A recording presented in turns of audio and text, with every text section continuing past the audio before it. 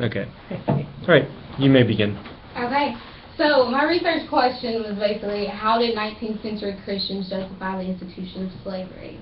My initial theory about the paper was that activists will, generally use the Old Testament as a basis for their argument for divisive reasoning on racial domination of African American race, due to this reference to bondage and carnal hierarchical power.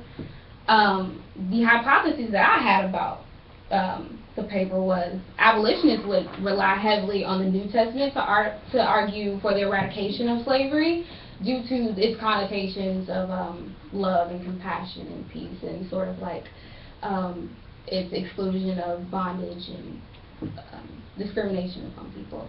So the methodology was basically qualitative, strictly, I would say, very, very much qualitative. I researched previously published information concerning religious aspects on the institution of slavery.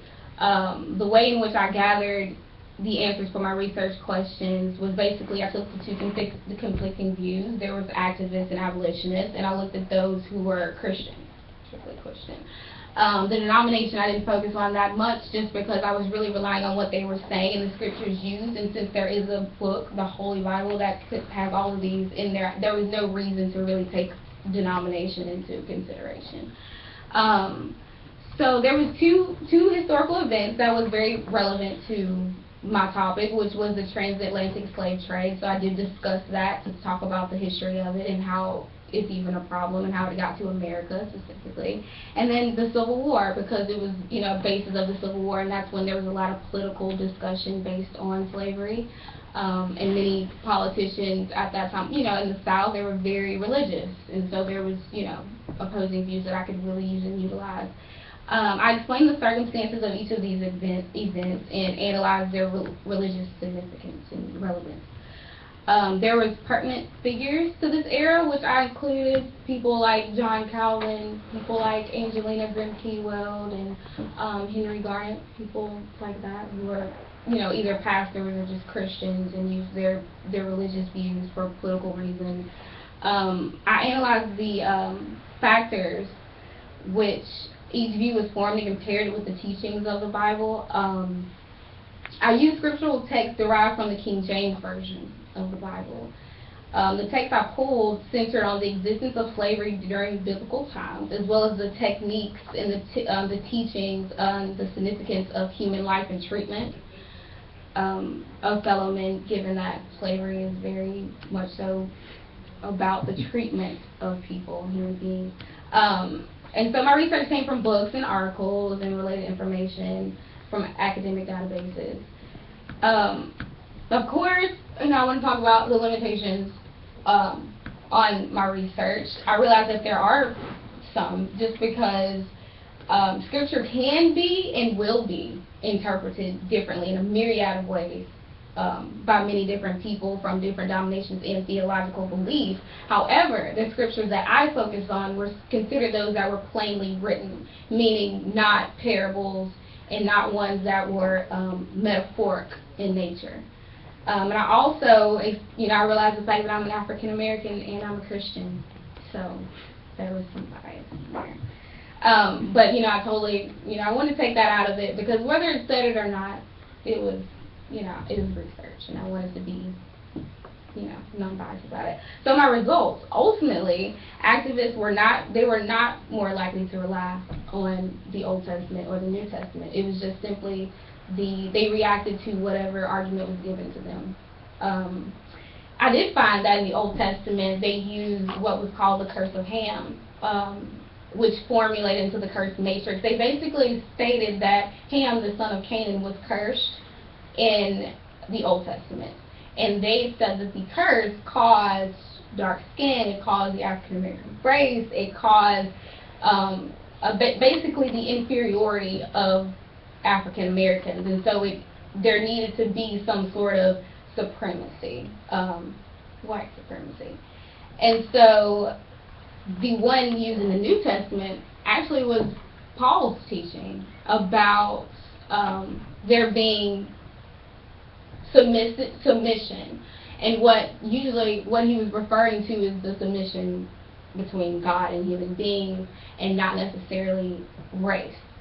And so I talked about the difference of that, but that's really one of the reasons why it wasn't more so heavily reliant. It was just any sort of it was topical scripture selection, basically. They would take whatever scripture that aligned with their views and use it as such.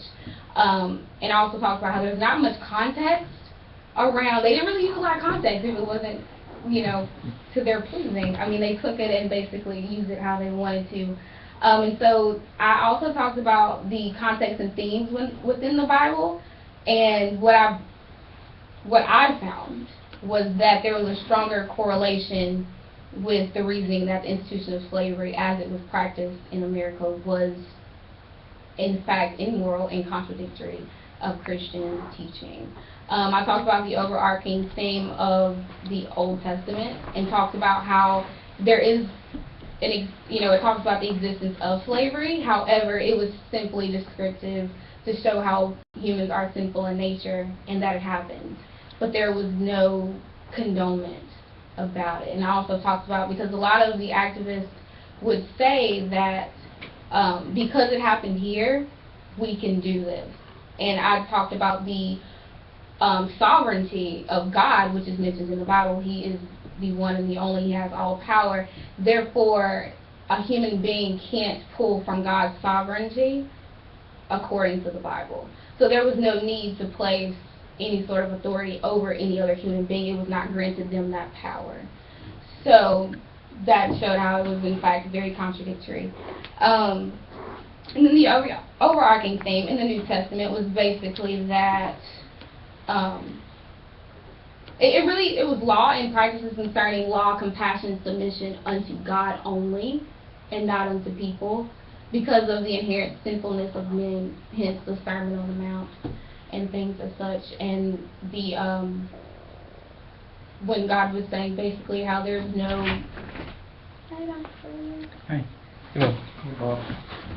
he without sin cast the first stone and things of that nature. So that's ultimately what I found.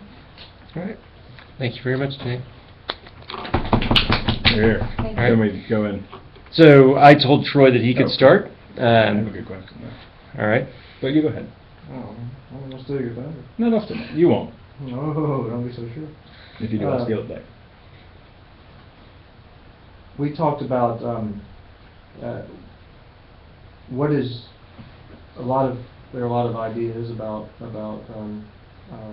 why slavery occurred and how it was justified, and why is it important? What does your research add to that debate on? I mean, are you challenging conventional wisdom about why slavery or how slavery was justified? Oh yes, I wanted to do it this way because I do feel as though a lot of the conversation about the institution of slavery during that time was really economical. A lot of it, nobody really focused on the religious aspect of it as much as the forefront or the reason really behind it. But I kind of wanted to challenge the fact that there's so many arguments out there, but it seems as though there's not been a bridge for anyone to really say definitively, this is what it is.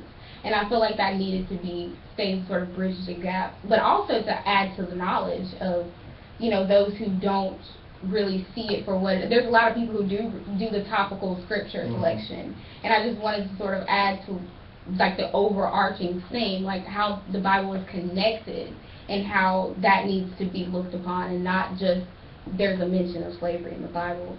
That's a definitive reason. Can you point to a particularly something that struck you as particularly interesting, like some sort of debate between two prominent Christian theologians or two prominent Christian pastors who disagree on this, a denomination that had an internal struggle on this that really showed you? Did you feel like one side was not really taking it seriously, or they were both trying to take it seriously, they just were coming to very different conclusions? Can you give an example of two people that may have been that way? Well, I do feel as though one that really struck me was John Calhoun. I think it's Calhoun. I might have said Calhoun earlier. he was very, very definitive about the subjection and inferiority of African Americans. And he used a lot of it to, how he would relate it to scripture was basically saying how African Americans, given like the curse, but how they were physically and mentally subjected, and how there needs to be that sort of establishment. And it's like, I felt as though he would parallel that between God and human beings, but he would use it to then make it a race. It was like it had to be, because there is a hierarchy in spiritual, there needs to be one in carnal. And that's how I felt. Okay. So it was really, really strongly related. But then you have people like Frederick Douglass, of course, who, wasn't having it. And basically, and what was so interesting is I felt that the African American abolitionists, they instead of going back against and saying, well, no, actually we should be that race that, should be superior, they would just say how it should just be equal and how it should just be taken out of the equation. But the activists who were more, who were the white activists, they really wanted to make it known that it was a racial thing, and that in the Bible there were different people, and these people were spread. There was, I guess you would talk about maybe the Tower of Babel, how, people split. People were different. People had different culture, and they kind of wanted to, that's how it should be. There should be no mixing of the races. And they did refer to in the Old Testament how, I forget exactly which races it was or which tribes it was, but God didn't want them to mix at that time, and they focused on that. Which the reason behind it wasn't racial. It wasn't inferior at all. It was just the fact of the purity of, he wanted to keep, it was the purity of his chosen people. Keeping Israel from intermarrying with... Right, that's exactly what it was. Religious-based. Race-based. And not race-based. And that's so what would you, my final question, what would you say, you gave us some about the way the pro-slavery folk tried to rationalize it. What would you say to you was the most effective exegetical and theological argument that the abolitionist Christians made against American slavery? Well,